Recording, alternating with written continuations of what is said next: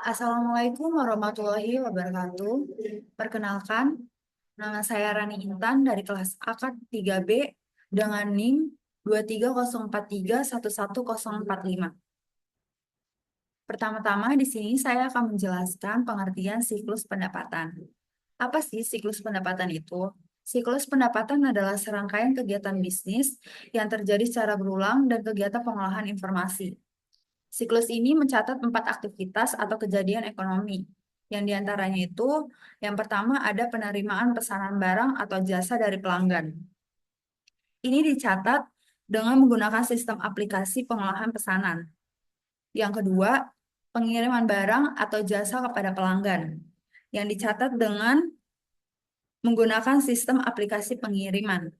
Yang ketiga, penagihan kepada pelanggan yang dicatat dengan menggunakan sistem aplikasi penagihan. Dan yang keempat, penerimaan kas dari pembeli. Dan ini dicatat dengan menggunakan sistem aplikasi penerimaan kas. Nah, selain itu, arus informasi internal juga terjadi antara siklus pendapatan dengan siklus yang lainnya, yaitu seperti yang pertama, siklus pengeluaran dan produksi untuk aktivitas pembelian atau produksi barang untuk memenuhi permintaan konsumen. Yang kedua, sistem penggajian atau manajemen manusia untuk menghitung komisi penjualan dan bonus. Yang ketiga, siklus pembukuan dan pelaporan untuk menyusun laporan keuangan dan laporan kinerja. Selanjutnya, saya akan membahas tentang dokumen catatan dan laporan. Yang pertama itu ada dokumen yang terkait. Jenis transaksi yang terjadi dalam siklus pendapatan ini dan dokumen yang digunakan dapat saya paparkan seperti jenis transaksi. Yang pertama itu ada penjualan kredit, yang kedua penjualan tunai, ketiga penerimaan kas, keempat retur penjualan, kelima potongan penjualan, dan yang terakhir penghapusan piutang. Dokumen yang terkait dengan penjualan kredit itu ada order penjualan, nota pengiriman, faktur penjualan. Kalau yang di penjualan tunai itu ada nota penjualan. Di penerimaan kas, dokumen yang terkait itu ada bukti kas yang masuk. Dari retur penjualan ada memo kredit, dari potongan penjualan ada memo kredit, dan dari penghapusan piutang, dokumen yang terkait itu ada memo, analisis umur piutang, dan jurnal voucher. Yang kedua, laporan yang dihasilkan. Ini dibagi menjadi 3, yaitu ada laporan kontrol, register, dan laporan khusus. Dari laporan khusus itu dibagi menjadi 3 lagi. Ada laporan bulanan, daftar umum piutang, dan daftar penerimaan kas. Yang akan saya bahas pertama itu dari laporan kontrol. Laporan kontrol ini merupakan sistem informasi akuntansi yang menghasilkan laporan kontrol yang melalui proses berkali-kali terhadap file. Laporan ini berisi informasi tentang transaksi yang telah diposting, atau jumlah angka atau nomor transaksi, dan yang ketiga daftar perubahan yang dibuat selama pemeliharaan file. Dalam sistem berbasis komputer ini menyajikan recount count, kontrol total, dan has total. Yang register adalah daftar yang memuat seluruh transaksi atau penjualan yang diproses selama satu periode pemrosesan. Yang sebagai contoh, bila sistem akuntansi memproses transaksi penagihan dan retur penjualan setiap hari, maka sistem tersebut akan menghasilkan dokumen register harian yang berisi seluruh faktur penjualan dan memo kredit yang dibuat pada hari itu. Yang ketiga, yang C itu adalah laporan khusus. Laporan khusus yang sebelumnya sudah saya bilang ada laporan bulanan, daftar umum piutang, dan daftar penerimaan kas. Laporan bulanan berisi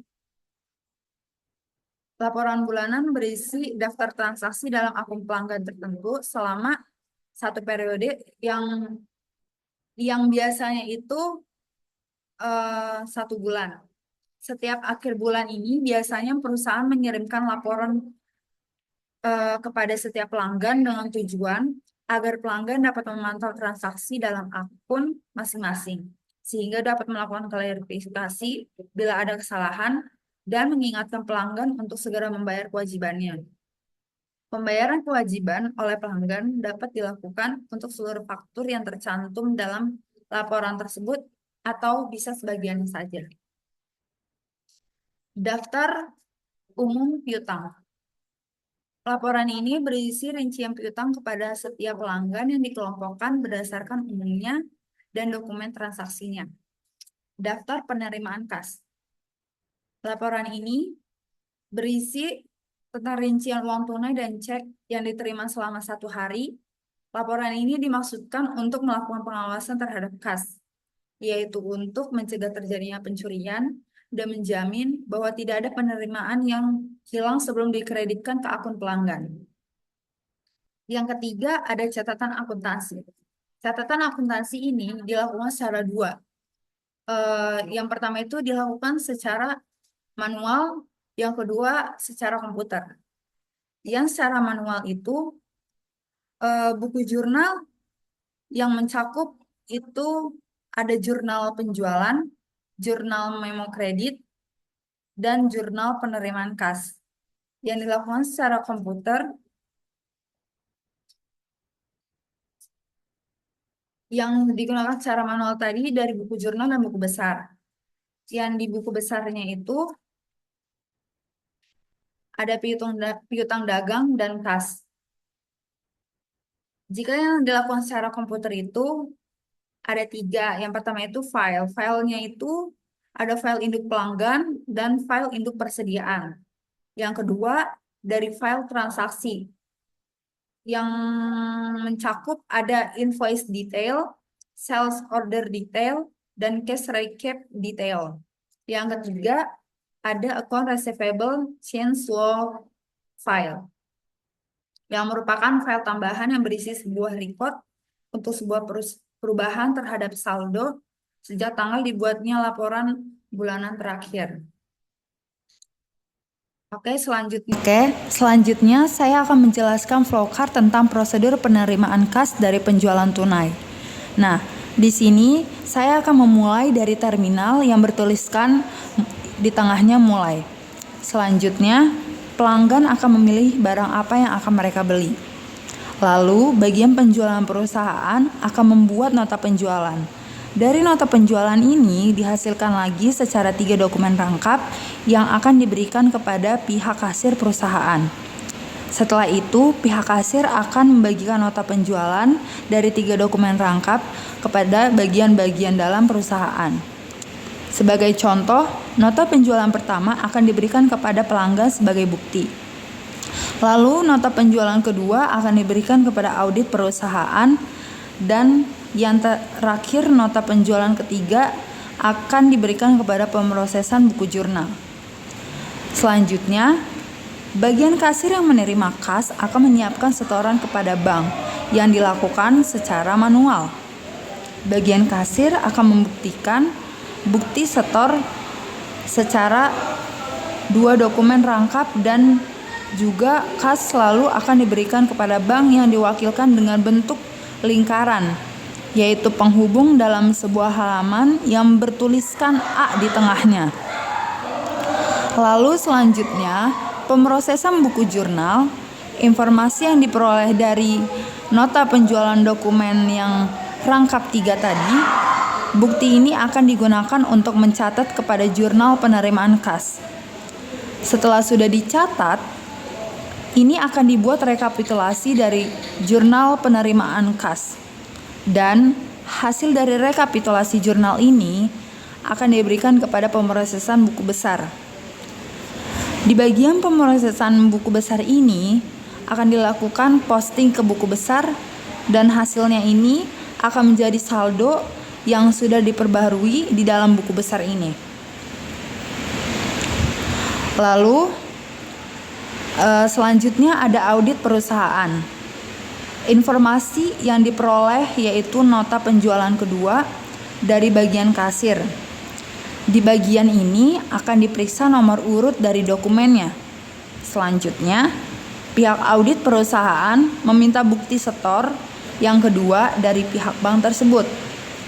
Dan bukti setor kedua juga nota penjualan ini akan dibandingkan lagi secara manual. Setelah sudah dibandingkan, itu akan terbuat sebuah catatan perusahaan yang dimana bagian audit perusahaan tersebut akan meminta laporan bank dari pihak bank dan akan dilakukan dengan perbandingan lagi secara manual. Nah, setelah sudah dibandingkan dari dokumen yang dihasilkan ini akan diarsipkan secara terpisah yang terlihat seperti yang tertera pada gambar di layar, yaitu gambar segitiga yang di tengahnya itu ada garis. Nah, ini yang menandakan arsipan tersebut secara terpisah. Lalu bagian pihak terakhir yang terlihat adalah bagian pihak bank yang berbentuk lingkaran, yaitu penghubung dalam sebuah halaman yang bertuliskan A di dalamnya. Bank ini memiliki korelasi dengan pihak bagian kasir. Seperti yang sudah saya sebutkan sebelumnya, di bukti setor 1 dan bukti setor kedua, dan kas yang sudah diterima kasir akan diberikan lagi kepada pihak bank. Sekian penjelasan yang sudah saya berikan. Kurang lebihnya mohon maaf. Terima kasih.